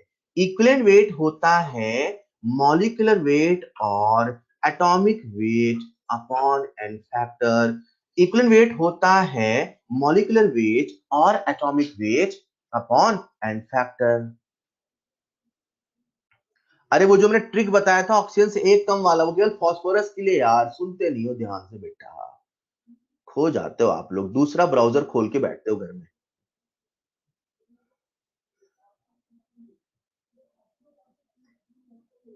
सॉल्ट के लिए इनफैक्टर होगा total positive charge. Total positive charge, कुछ एग्जांपल देख ले क्या? एक मिनट को आते हैं यार, कुछ बच्चों के सॉल्ट में डाउट है। देखो देखो देखो, इधर देखो सब लोग, देखो देखो, NaCl। NaCl में Na पे कितना चार्ज है? +1। एन फैक्टर कितना? 1। AlCl3 में Al पे कितना चार्ज है? +3। एन फैक्टर कितना? 3। Na2SO4 में कितना पॉजिटिव चार्ज है? 2। N factor 2। कहां डाउट है यार? इतना अभी बहुत है अपने लिए इस चैप्टर में। ठीक है क्या? बाकी ये टोटल एन फैक्टर का 30% है। कंप्लीट एन फैक्टर की नॉलेज अपन सीखेंगे रेडॉक्स में। क्लियर? क्लियर? जब कभी रिएक्शन दी होगी तो हम रिएक्शन के हिसाब से बताएंगे। मैं क्या कह रहा हूं, ये इन फैक्टर की 30% कहानी है, बस न्यूमेरिकल के लिए। This is very very few. In factor की पूरी कहानी रिडॉक्स में, ठीक है क्या? अब आ जाते हैं अपन इक्विवेलेंट वेट में। तो equivalent weight is equal to molecular weight और एटॉमिक वेट अपॉन फैक्टर। तो मैंने पूछा कि साहब ये इक्विवेलेंट वेट होता है। मैंने कहा ठीक है। फिर मैंने एक बच्चे से सवाल पूछा, बेटा ये जो मेरे हाथ में एसिड के रिमोट का एक छोटा सा सैंपल है, इसका इक्विवेलेंट वेट बताओ। तो बेहतर बच्चा कहता है सर इसका फैक्टर क्या होगा, सर इसका मॉलिक्यूलर वेट क्या होगा। मैंने कहा मतलब मानते हो हर जगह फॉर्मूला लगा पाना संभव नहीं है, हर जगह फॉर्मूले से इक्विवेलेंट वेट बता पाना संभव नहीं है। तब सवाल आता है कि सर हम इसका इक्विवेलेंट वेट कैसे निकालें, इसका इक्विवेलेंट वेट कैसे निकालें, जो भी मेरे आसपास चीज दिख रही है उसका इक्विवेलेंट वेट कैसे निकालें। How to calculate equivalent weight of any substance, इसके लिए आपको समझना होगा, उसका फील्ड मेथड, आखिर इक्विवेलेंट वेट है क्या, what is the meaning of equivalent weight. Alright, तो मैं आपको समझाने वाला हूं इक्विवेलेंट वेट होता क्या है। सब लोग बहुत ध्यान से सुनिएगा। किसी भी सब्सटेंस का जो इक्विवेलेंट वेट है, जैसे मेरे पास ये है ना, ये है, किसी भी सब्सटेंस का जो इक्विवेलेंट वेट है, ये वो वेट है जो हाइड्रोजन के 1 पार्ट से, जब ग्राम की बात करूंगा तो ग्राम, जब किसी और यूनिट की बात करूंगा तो वही यूनिट में। अभी फिलहाल मैं ग्राम की बात कर रहा हूं। किसी भी सब्सटेंस का इक्विवेलेंट वेट वो वेट होता है, मतलब मुझे इस रिमोट का इक्विवेलेंट वेट निकालना है, तो मॉलिक्यूलर वेट अपॉन फैक्टर से नहीं निकाल सकते हैं, क्योंकि हर बार मॉलिक्यूलर वेट एंड फैक्टर पता नहीं होता है, हर बार हमें वो कंपाउंड नोन नहीं होता है। तो मैं इसे कैसे निकालता हूं, सुनिएगा। किसी भी सब्सटेंस का इक्विवेलेंट वेट वो वेट होता है जो हाइड्रोजन के 1 ग्राम से, क्योंकि अपन वेट की बात कर रहे हैं तो अपन उसको भी वेट मिलेंगे, वॉल्यूम की बात करेंगे उस फॉर्म में, ठीक है। किसी भी सब्सटेंस का इक्विवेलेंट वेट वो वेट होता है जो हाइड्रोजन के 1 ग्राम से, ऑक्सीजन के 8 ग्राम से 8 ग्राम से, या क्लोरीन के 35.5 ग्राम से, या सिल्वर के 108 ग्राम से, 108 ग्राम से, या तो रिएक्ट करता है या तो उसे डिस्प्लेस करता है। मेरा कहने का मतलब है, अगर मुझे इस अननोन सैंपल का इक्विवेलेंट वेट निकालना है तो मैं इसकी रिएक्शन कराऊंगा हाइड्रोजन के साथ, या तो होगी या तो नहीं होगी। अगर रिएक्शन होती है तो मैं देखूंगा इसका कितना वेट हाइड्रोजन के 1 ग्राम से रिएक्शन हुआ।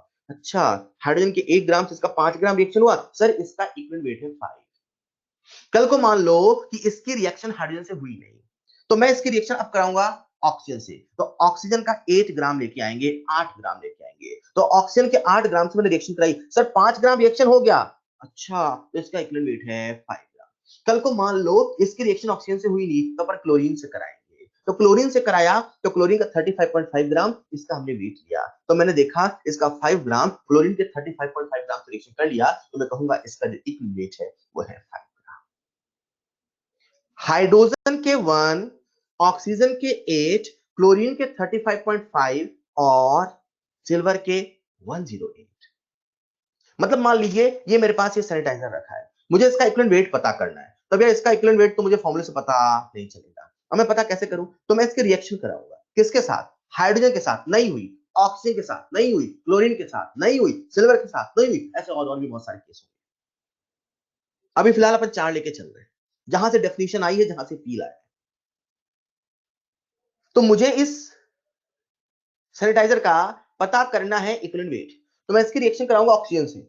ऑक्सीजन के 8 ग्राम से, ऑक्सीजन के 8 ग्राम से मैंने देखा इसका 20 ग्राम रिएक्शन कर गया कंप्लीटली, या तो ऑक्सीजन के 8 ग्राम को डिस्प्लेस करके कुछ और बना लेता है, तो मैं कहूंगा अच्छा इसका 20 ग्राम ऑक्सीजन के 8 ग्राम से रिएक्शन करता है, सर इसका इक्विवेलेंट वेट है 20। फॉर्मूला लगाने की आवश्यकता नहीं पड़ी, मुझे पता करना है इसका इक्विवेलेंट वेट कितना है। हाइड्रोजन से रिएक्शन कराई नहीं हुई, ऑक्सीजन से रिएक्शन कराई नहीं हुई, क्लोरीन से, हाँ क्लोराइड बन रहा है सर, क्लोराइड बन रहा है, तो मैं क्या करूंगा, इसका एक वेट लूंगा और क्लोरीन के वेट से रिएक्शन कराऊंगा। क्लोरीन का 35.5 ग्राम से रिएक्शन कराऊंगा, तो मैंने देखा इसका 10 ग्राम क्लोरीन के 35.5 ग्राम से रिएक्शन कर लिया, मतलब इसका जो इक्विवेलेंट वेट है, इसका 10 ग्राम क्लोरीन के 35.5 ग्राम से रिएक्शन कर गया, मतलब इसका इक्विवेलेंट वेट है, बोलो बोलो बोलो, इसका इक्विवेलेंट वेट है 10। ये है फील ऑफ इक्विवेलेंट वेट। कि किसी भी सब्सटेंस का जो इक्विवेलेंट वेट होता है वो वेट होता है जो हाइड्रोजन के 1 ग्राम से, या तो ऑक्सीजन के 8 ग्राम से, या तो क्लोरीन के 35.5 ग्राम से, या तो रिएक्शन करे या तो उसे डिस्प्लेस करे। क्लियर? मतलब अब अपने पास दो रूल हैं, जहां फॉर्मूला लगे फॉर्मूला लगाओ, जहां फील लगे फील लगाओ। मैं ऐसे आपसे एक न्यूमेरिकल पूछता हूं ऑलरेडी, ठीक है? कैसे सुनिएगा ध्यान से। यही ले लेते हैं अपन एसी का रिमोट, ठीक है? एक एक्सपेरिमेंट से पता चला, बच्चों जल्दी तो नहीं ना, सुनो यार, सुनो सुनो, पढ़ो, अगले साल अपने को रैंक देनी है, ठीक है? हैंडआउट मिल जाएगा। ये मेरे पास एसी का रिमोट है, ऑलराइट? मैंने कहा एक एक्सपेरिमेंट से पता चला, आप सबको जवाब देना है। एक एक्सपेरिमेंट से पता चला, एक एक्सपेरिमेंट से पता चला कि इसका 40 ग्राम, इसका 20 ग्राम, चलो इसका 20 ग्राम ऑक्सीजन के 16 ग्राम से रिएक्ट करता है। इसका 20 ग्राम ऑक्सीजन के 16 ग्राम से रिएक्ट करता है, तो बताओ इसका इक्विवेलेंट वेट कितना? मैं रिपीट कर रहा हूं, इसका 20 ग्राम ऑक्सीजन के 16 ग्राम से रिएक्शन कर रहा है, ऑक्सीजन के 16 ग्राम से रिएक्शन कर रहा, तो बताओ इसका इक्विवेलेंट वेट कितना? बच्चा क्या कहेगा? अच्छा, 20 ग्राम रिएक्ट कर रहा 16 ग्राम से, तो अपने को सोचना है कितना ग्राम रिएक्ट करेगा 8 ग्राम से, क्योंकि इक्विवेलेंट वेट केवल डिफाइन है 8 ग्राम पे, केवल डिफाइन है 8 ग्राम पे। तो सर 20 रिएक्ट किया 16 से, तो सर 10 रिएक्ट करेगा 8 से, sir equivalent weight is 10, equivalent weight is 10। समझ पा रहे हो क्या बेटा? समझ पा रहे हो क्या यार? This is the feel of equivalent wait, this is the feel of. अच्छा, किसी भी सब्सटेंस का इक्विवेलेंट वेट वो वेट होता है जो हाइड्रोजन के 1 ग्राम, या ऑक्सीजन के 8 ग्राम, या क्लोरीन के 35.5 ग्राम, या सिल्वर के 108 ग्राम से तो रिएक्ट करे या उसे डिस्प्लेस करे। हेलो, देखना इसी फील पे हम लोग सारा सवाल करेंगे, और ऐसे सवाल करने में मजा आएगा। अपने पास फॉर्मूला भी होगा, पर इसी से करेंगे। अब मन में एक सवाल आता है कि सर यार ठीक है, मतलब ये होता है, बट सर ये हाइड्रोजन का 1 ही क्यों लिया, ऑक्सीजन का 8 ही क्यों लिया, क्लोरीन का 35.5 ही क्यों लिया, सिल्वर का 108 ग्राम ही क्यों लिया डिफाइन करते समय? क्यों मैं इसकी रिएक्शन 8 ग्राम से कराऊं, क्यों मैं 16 ग्राम से ना चेक करूं? क्यों, इसके पीछे वजह क्या है? ठीक है, आते हैं उस सवाल पे, आते हैं एक एक करके। हम क्या सीख रहे हैं? Concept of gram equivalent. Gram equivalent सीखना होगा तो लॉ ऑफ इक्विवेलेंस को सीखना होगा। एक और क्वेश्चन बोलो बेटा, क्वेश्चन बोलो, सवाल बोलो। सौम्य बेटा बोलिए, सवाल बोलिए, जल्दी से जल्दी से। फ्लो तोड़ दिया आपने, जल्दी बोलिए सवाल।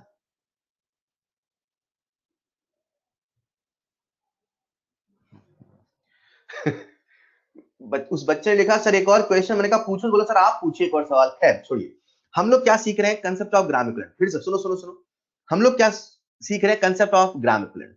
तो ग्राम इक्विवेलेंट सीखने क्या सीखना पड़ेगा? Law of equivalence. और लॉ ऑफ इक्विवेलेंस क्या कहता है? ग्राम इक्विवेलेंट ऑफ ए बराबर बी बराबर सी बराबर डी। क्या हुआ, क्यों हुआ, कैसे हुआ, हमें नहीं पता हुआ, सभी रिएक्टेंट का ग्राम इक्विवेलेंट बराबर सभी प्रोडक्ट का ग्राम इक्विवेलेंट। अब ग्राम इक्विवेलेंट सीखना क्या है? उसका फील क्या है? मैंने कहा फील मत सीखो, फॉर्मूला याद करो। तो ग्राम इक्विवेलेंट का फॉर्मूला है weight upon equivalent weight. Sir equivalent weight क्या है? Molecular weight upon n factor. Sir n factor क्या है? मैंने कहा कुछ कुछ ये है, याद कर लो। सर इक्विवेलेंट वेट क्या है? मैंने कहा molecular weight upon n factor. Sir feel क्या? अब फील प्यार है, समझ रहे ना? इनफैक्टर समझ के आप लौट रहे, तो लौटे तो हम कहां आए? इक्विवेलेंट वेट पे। इक्विवेलेंट वेट क्या है? मैंने कहा molecular weight upon n factor. Sir इसका फील क्या है? मैंने कहा जब कभी किसी सब्सटेंस का वेट हाइड्रोजन के 1 ग्राम, ऑक्सीजन के 8 ग्राम, क्लोरीन के 35.5 ग्राम, सिल्वर के 100 ग्राम से रिएक्ट करे, डिस्प्लेस करे, वही उसका इक्विवेलेंट वेट। क्लियर है क्या? हाँ, इन जिससे होगी ना, दुनिया का हर कंपाउंड ऑक्साइड थोड़ी बनाता है। एक बच्चे ने कहा सर इन चारों का किसी से भी रिएक्ट करा सकते हैं क्या? डिपेंड करता है। अब इसकी रिएक्शन करा रहा हूं, हाइड्रोजन से हो ही नहीं रही, ऑक्सीजन से हो ही नहीं रही, तो डिपेंड करता है ना किसकी रिएक्शन किससे होती है। हर कंपाउंड हाइड्राइड तो नहीं बनाता ना, हर कंपाउंड ऑक्साइड तो नहीं बनाता ना, हर कंपाउंड क्लोराइड तो नहीं बनाता ना, तो डिपेंड करता है। इसीलिए अपन ने कुछ केसेस में, ठीक है। अब इसका जो फील है, ये कैसे, क्यों हाइड्रोजन का 1 ग्राम, क्यों ऑक्सीजन का 8 ग्राम, क्यों क्लोरीन का 35.5 ग्राम, क्यों सिल्वर का 108 ग्राम, ये मैं समझाऊंगा नेक्स्ट क्लास में। आपसे रिक्वेस्ट करता हूं आप इसे भूलेंगे नहीं जितना मैंने आज बताया, जो मैंने फील बताया, क्योंकि फील मैं नेक्स्ट क्लास में नहीं बताने वाला हूं। Is this clear? सबसे पहले मैं आपको आज की क्लास का हैंड आउट शेयर कर दूं, अभी जाना नहीं है, बहुत सारी बातें हैं, 5 मिनट 3-4 मिनट लगेंगे। वेट, मैं पहले हैंड आउट शेयर कर दूं आज क्लास का।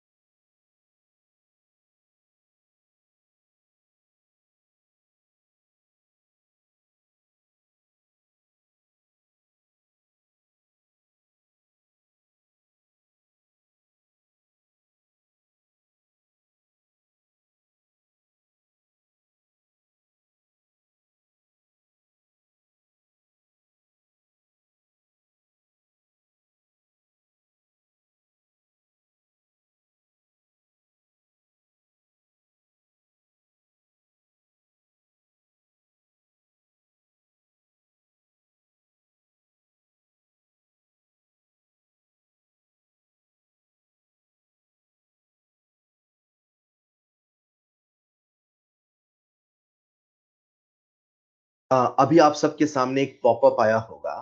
उस पॉपअप की मदद से आप हैंडआउट डाउनलोड कर सकते हैं। अदरवाइज मैंने चैट बॉक्स में आपसे एक लिंक शेयर किया है, आप इस लिंक की मदद से भी हैंडआउट डाउनलोड कर सकते हैं। ये तो रहा हैंडआउट का खेल, ठीक है। अब आप सभी लोग इस लिंक का इस्तेमाल करना, वहां आपको सारे हैंडआउट मिलते रहेंगे, ठीक है। सेकंड थिंग, होमवर्क सॉल्व करते रहें। मैंने आपको अभी नेक्स्ट क्लास का होमवर्क नहीं दिया, ठीक है। तो सबसे पहले नेक्स्ट क्लास का होमवर्क लिख लेंगे।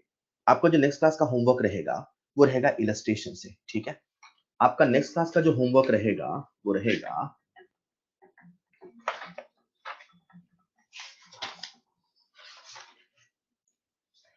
Beginner box 4 and illustration up to 39। आपका होमवर्क रहेगा बिगिनर बॉक्स 4 तक, है ना। जिन लोगों ने नहीं किया वो कर लें, और आप मुझसे फिर से मैं कहूंगा डाउट अभी कॉल करके पूछना। थोड़ा आप सीखने लग जाओ, आप फ्लो में आ जाओ, फिर अपन एक साथ डाउट लेंगे सारा। बिगिनर बॉक्स 4 तक और illustration up to 39। Illustration up to 39, ठीक है। मतलब जहां इक्वलेंट वेट है ना, उसके पहले वाले सारे न्यूमेरिकल आपको करने हैं, अटेंड करने हैं, ठीक है। ये रहा अपना homework. Beginner box up to 4 तक, ये सब में तक है, और इलस्ट्रेशन 39 तक, ठीक है। पढ़ते रहेंगे। नेक्स्ट क्लास में इक्वलेंट वेट वाला कंसेप्ट भूलेंगे नहीं, न्यूमेरिकल आएगा, थोड़ा और बातें बताऊंगा। That's all for today. मिलते हैं नेक्स्ट क्लास में। Thank you so much. Thank you so much.